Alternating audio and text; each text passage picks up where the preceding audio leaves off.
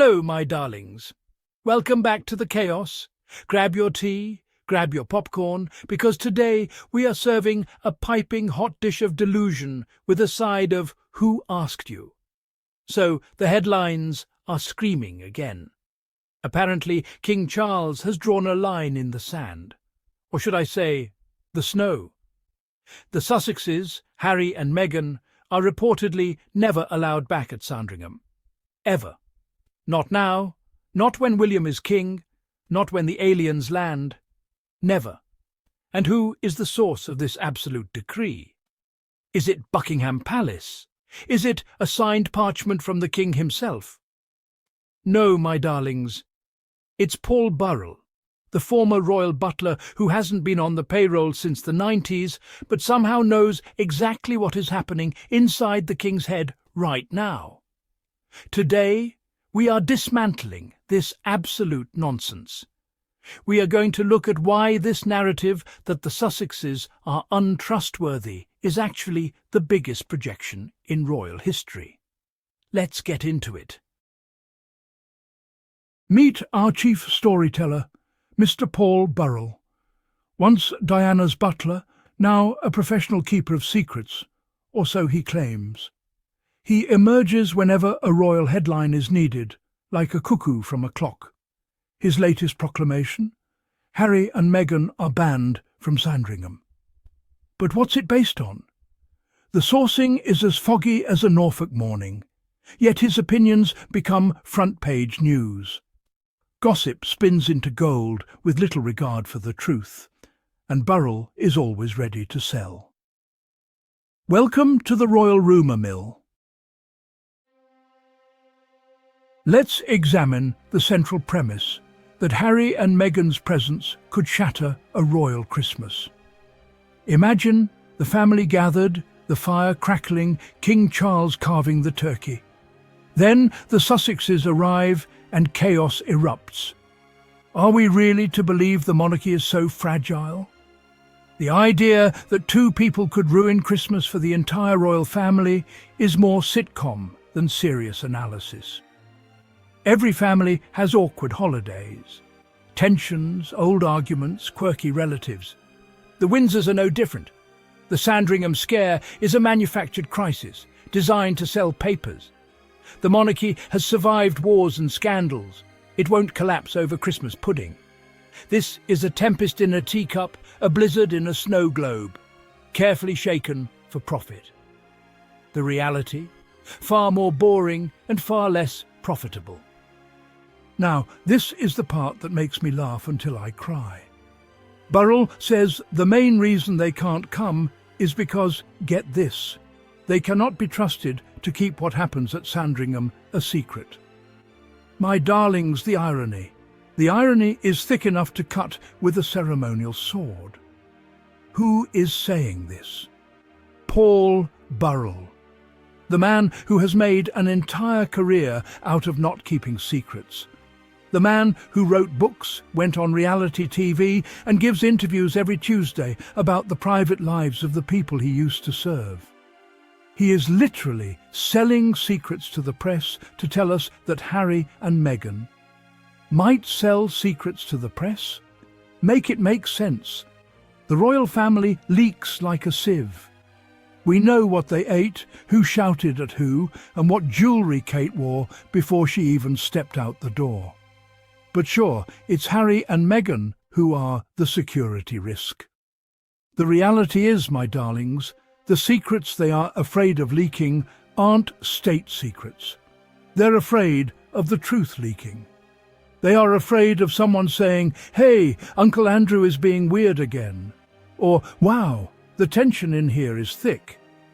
They don't want witnesses. That's not a security issue. That's a toxicity issue.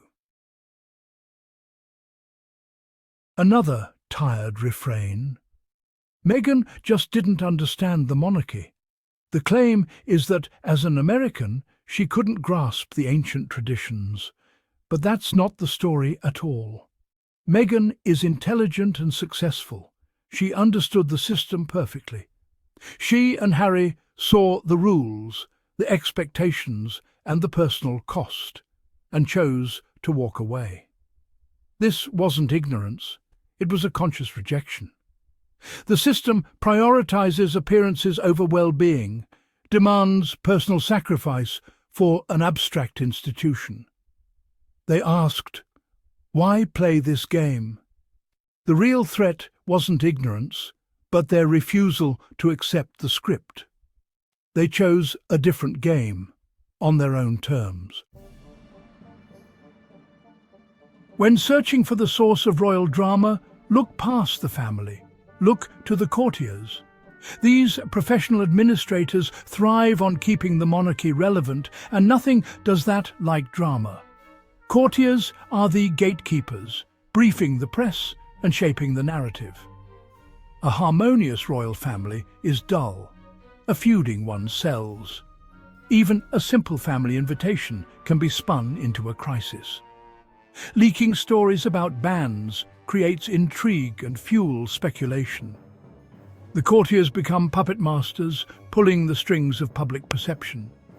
The royals have agency, but are surrounded by professionals invested in perpetual conflict. The courtiers' loyalty is to the institution, not the individuals. If drama serves the monarchy, drama is what we get. The real blockers to reconciliation may not be the royals, but the storytellers who profit from the feud. It's the tail wagging the corgi, and the show must go on. The key question: who benefits from this endless drama? Not the family. They're the primary victims, their pain repackaged as entertainment. The real winners are the media and royal commentators. A feud is a gift that keeps on giving. Every event becomes another opportunity for speculation.